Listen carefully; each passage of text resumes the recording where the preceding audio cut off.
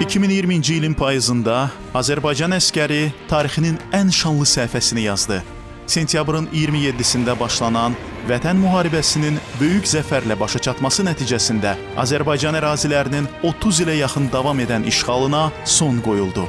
Azərbaycan xalqının, dövlətinin və ordusunun dəmir yumruğa çevrilən birliyi nəticəsində Ermənistanın işğalçı ordusu məhv edildi. Düşmənin canlı qüvvəsinə və hərb maşınına ağır zərbə vuruldu. İşğalçıya və onun himayədarlarına layiq olduqları yer göstərildi. Ermənistan ordusunun yenilməzliyi barədə özlərinin yaratdığı mif darmadağın edildi. Müzəffər Ali Başkomandan İlham Əliyevin rəhbərliyi altında 44 gün davam edən Vətən müharibəsinin gedişinə Azərbaycan Respublikasının silahlı qüvvələri işğal altında olan 300-ə yaxın məntəqəni azad etdi. Ermənistanın hərbi siyasi rəhbərliyi işğal altında qalan Ağdam, Kəlbəcər və Laçın rayonlarını hərbi əməliyyatlar aparmadan azad etməyə məcbur oldu. Amma Ermənistan hərbi siyasi rəhbərliyinin Azərbaycan qarşısında öz üzərinə götürdüyü öhdəlik yalnız bundan ibarət deyildi. Üç tərəfli bəyanata əsasən Ermənistan tərəfinin icra etməli olduğu öhdəliklərdən biri də keçmiş Dağlıq Qarabağ ərazisində qalan erməni hərbi qüvvələrinin tərki silah və ləğv edilməsi idi. Lakin Ermənistan hərbi siyasi rəhbərliyi üzərinə götürdüyü bu öhdəliyi yerinə yetirmədi. Nəticədə Rusiyanın müvəqqəti sülh yaratma kontingentinin dayandığı ərazilərdə erməni hərbi qüvvələrinin silahsızlaşdırılması və bundan sonra da Qarabağın dağlıq hissəsində yaşayan erməni sakinlərinin Azərbaycanın daxili həyatına inteqrasiya edilməsi aparılmadı. Əksinə, Ermənistanda revanşist qüvvələr baş qaldırdı və beynəlxalq himayədarları da onları itirilən olan ərazilərin qaytarılması üçün Azərbaycana qarşı təxribatçı əməllərə təhrik etməyə başladılar.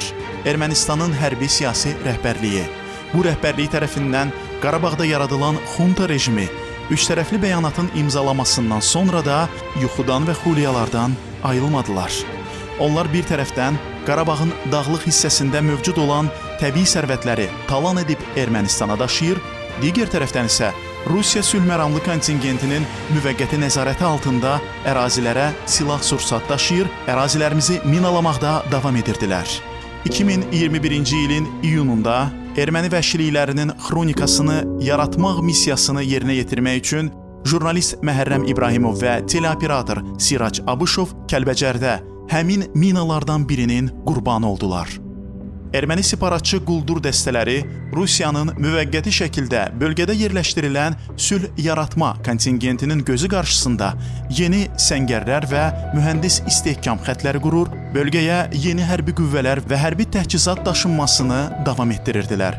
Bu açıq müharibə hazırlıqlarının və erməni revanşizminin qarşısını almaq üçün Azərbaycan ordusunun bölmələri 2022-ci il mart ayının 24-ü, 25-də Fərrux dağını tam nəzarətə götürdü. Eyni zamanda 7 xırman və daşbaşı zirvələri, habelə 10.050 və 11.045 saylı adsız yüksəkliklər, habelə Pirlər, Xanabad və Əskərana qədər olan ərazilər Azərbaycan qüvvələrinin müşahidə nəzarəti altına götürüldü. Azərbaycan ordusunun bölmələrinin ermənilərin törətdikləri təxribatlara cavab olaraq keçirdikləri qisas əməliyyatı nəticəsində 40 qız və Sarı Baba yüksəklikləri və bir sıra digər hakim yüksəkliklər nəzarət altına alındı. Sarı Baba 40 qız əməliyyatı və digər hərbi əməliyyatlar həm bizim strateji mövqelərimizi böyük dərəcədə yaxşılaşdırmışdır.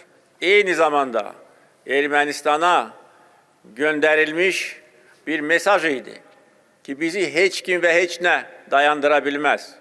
Qarabağ Azərbaycan torpağıdır və burada biz vəziyyəti diktə edirik və siz dərhal silahlı qüvvələrinizi bizim torpaqlarımızdan çıxarmalısınız.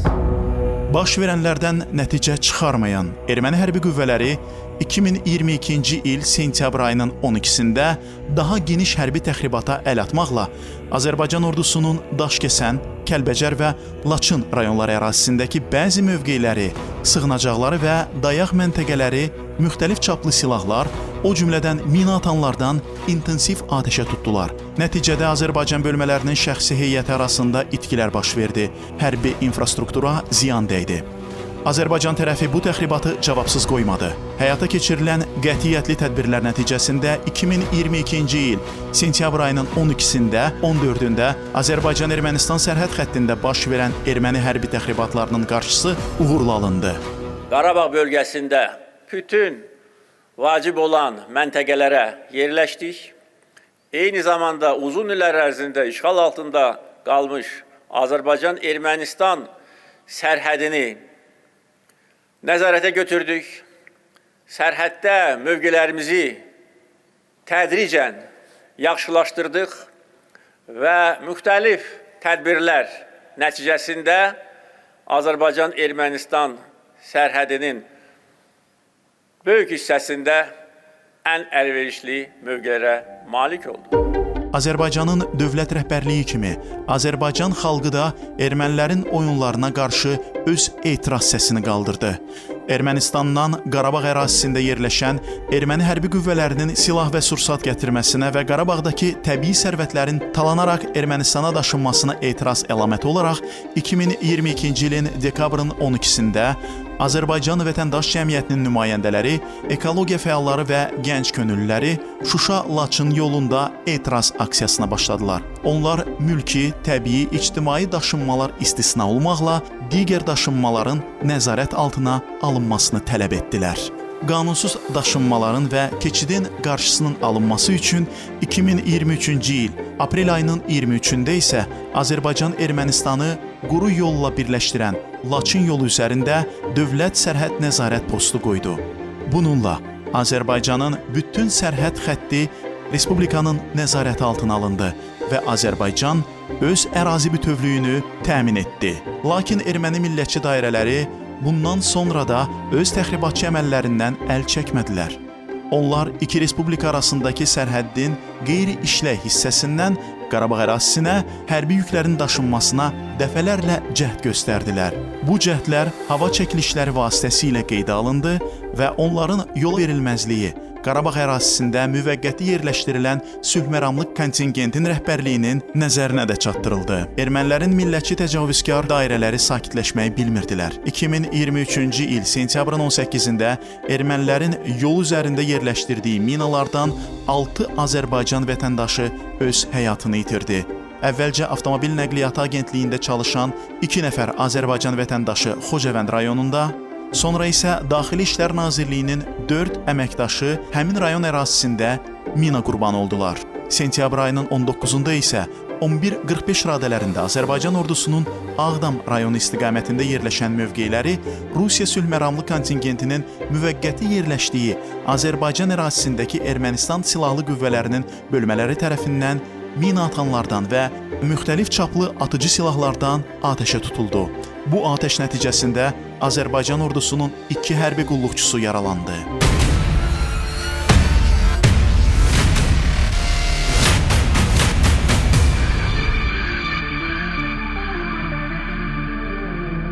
Vətən müharibəsindən sonra bölgədə cərəyan edən təhlükəli revanşizm Azərbaycanın öz ərazilərində suverenliyini bütünlüklə təmin etmək üçün başqa seçim yolu qoymadı və dövlət rəhbərliyinin əmri ilə Rusiya sülhməramlıq kontingentinin müvəqqəti yerləşdiyi Azərbaycan ərazisində lokal xarakterli antiterror əməliyyatının keçirilməsi qaçılmaz zərurət oldu. Antiterror əməliyyatı 2023-cü il sentyabr ayının 19-da təxminən saat 13:00-da başladı. Həyata keçirilən tədbirlər çərçivəsində Ermənistan silahlı qüvvələrinin birləşmələrinin ön xətt və dərinlikdə olan mövqeləri və uzun müddətli atəş nöqtələri, eləcə də döyüş vasitələri və hərbi təyinatlı obyektləri yüksək dəqiqli silahların tətbiqi ilə sıradan çıxarıldı. Əməliyyatın gedişində mülki əhali və infrastruktur obyektləri hədəfə alınmır, yalnız legitim hərbi hədəflər sıradan çıxarılır.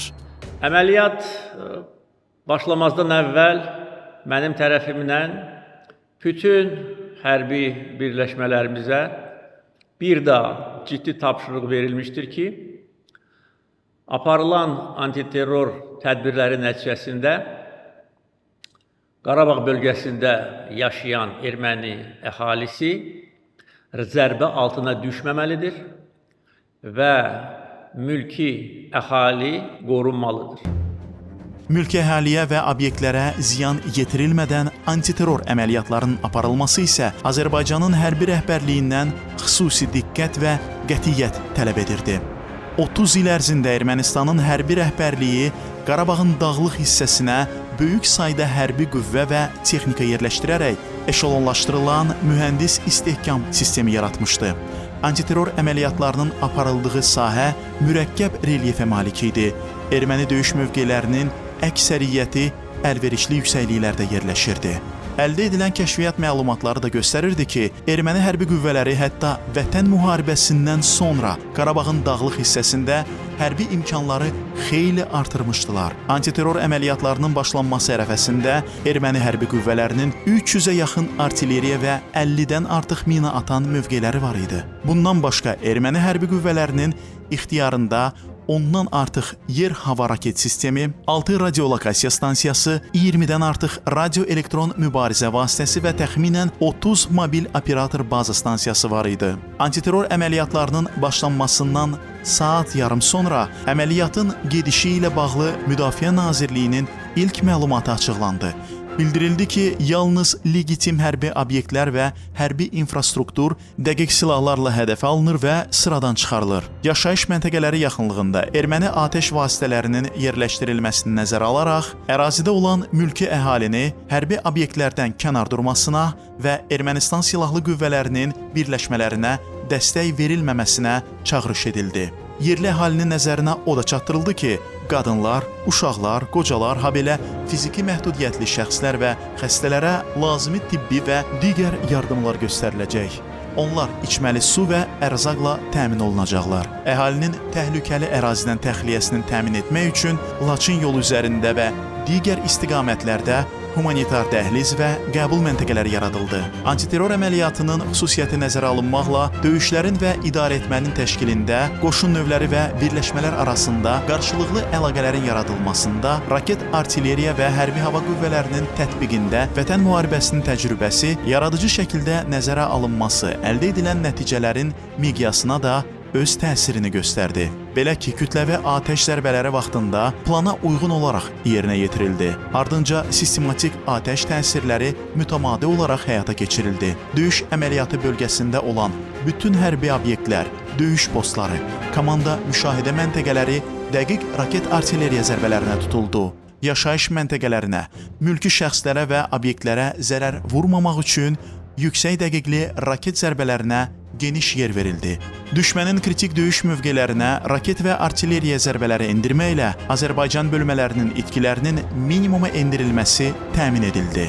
Eyni zamanda antiterror əməliyyatının başlanılması ilə Azərbaycanın hərbi hava qüvvələri tərəfindən əməliyyat rayonu üzərində havada üstünlük, hava məkanının müdafiəsi, hərbi obyektlərin və qoşunların hava hücumundan etibarlı qorunması təmin olundu. Bütün bunlar isə antiterror əməliyyatının uğurlu gedişini təmin etdi. Bölmələr və qüvvələr üçün isə döyüş tapşırıqları konkretləşdirildi, onlar üçün döyüş sektorları müəyyənləşdirildi. Sentyabrın 19-da aparılan əməliyyat nəticəsində Ermənistan silahlı qüvvələrinin 60-dan çox döyüş mövqeyi Azərbaycan bölmələrinin nəzarətinə keçdi. Ermənistan silahlı qüvvələrinin birləşmələrinə məxsus 20-dən artıq hərbi təyinatlı avtomobil, 40-dan artıq artilleriya qurğusu, 30-dan artıq mina atan, 2 ədəd zenit raket qurğusu, 6-dan artıq martira radio-elektron mübarizə stansiyası və digər hərbi təyinatlı vasitələri zərərsizləşdirildi.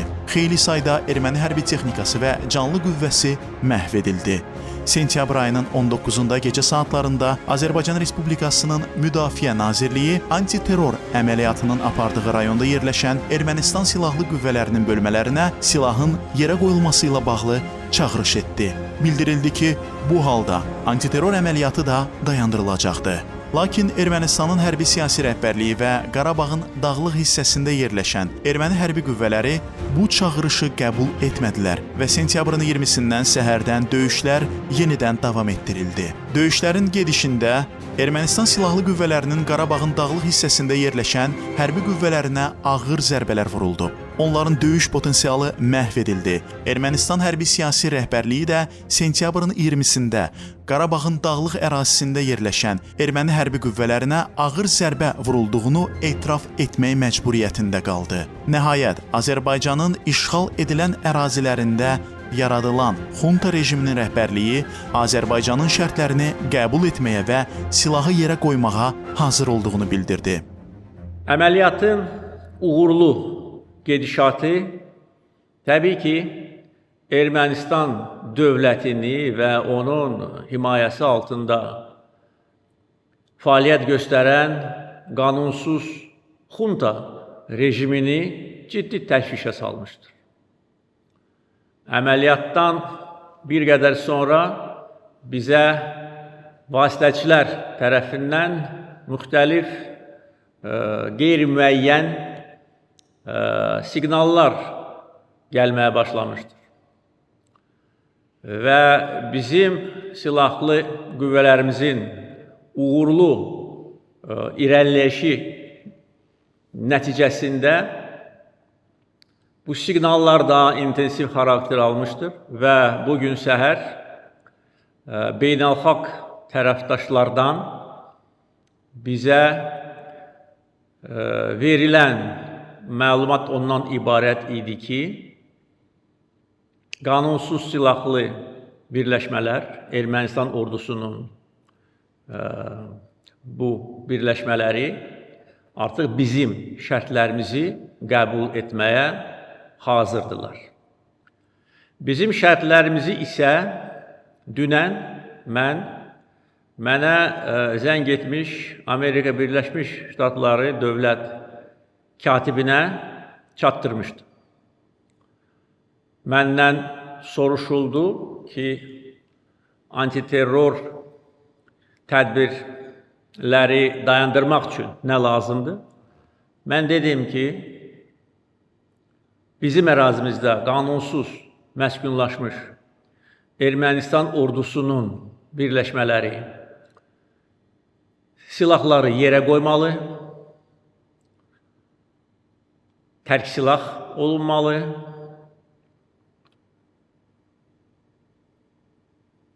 bizim ərazimizdən tamamilə çıxarılmalıdır və eyni zamanda bütün silahları və texnikaları təhvil verməlidirlər.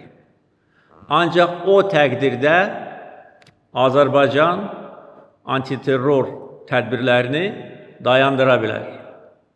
Əks təqdirdə sona qədər gedəcək və düşmən bizim gücümüzü də, qətiyyətimizi də yaxşı bilir. Bugün səhər saatlarında artıq bizə bildirildi ki, bizim şərtlərimiz qəbul edilib. Qondarma rejimin nümayəndələri Yevlax şəhərinə gətirildilər. Bunun da bir rəmzi mənası var idi. Vaxtilə işğalçı Ermənistan böyük fəxarətlə öz millətinin donuzlarına bu şəhərdə Kürdən su içirəcəklərinə inandırmışdı. Həmin gün bu şəhərdə ermənilərin öz imzaları ilə Qondarma Dağlıq Qarabağ Respublikası adlı məfhum leksikondan bir dəfəlik silindi. Azərbaycan prezidentinin ermənilərin təhlükəsizliklərinə təminat verməklə və birgə yaşayış qaydalarına əməl etməklə Qarabağda qalıb yaşamaq barədə təklifinə baxmayaraq, təxminən 200 il əvvəl Çar Rusiyası tərəfindən yerləşdirildikləri bu torpaqları tərk etməyə üstünlük verdilər. Çünki bu torpaqlar onlara məxsus deyildi. Digər tərəfdən, Qarabağ ermənilərində bir xof var idi. İntiqam xofu.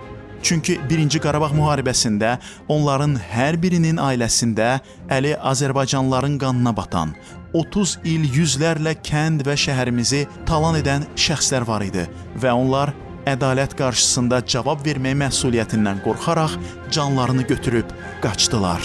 Amma qanqadaların təşkilatçılarının, separatizmin ilham vericilərinin bir qrupu canlarını qurtara bilmədi. Onlar antiterror əməliyyatı zamanı hərbiçilərimiz tərəfindən həbs edilərək Bakıya gətirildilər və ədalət məhkəməsi qarşısında cavab verməli oldular. Beləliklə, sentyabrın 19-da 20-sində keçirilən 23 saatlıq antiterror əməliyyatı nəticəsində Azərbaycan Qarabağdakı qanunsuz separatçı rejimin mövcudluğuna son qoydu və özünün beynəlxalq səviyyədə tanınan ərazilər üzərində suverenliyini tam bərpa etdi. Üç rəngli bayrağımız Xankəndidə, Xocalıda, Xocavənddə, Əsgəranda və digər əzəli torpaqlarımızda dalğalandı. İndi işğaldan azad olunan Qarabağda və Şərqi Zəngəzurda geniş miqyaslı quruculuq bərpa işləri davam edir. 30 il torpaq niskini ilə yaşayan Qarabağlılar doğma yurd yuvalarına qayıdırlar. Bu torpaqlarda əbədi yaşamaq üçün. Burada əbədi yaşayacaqlar.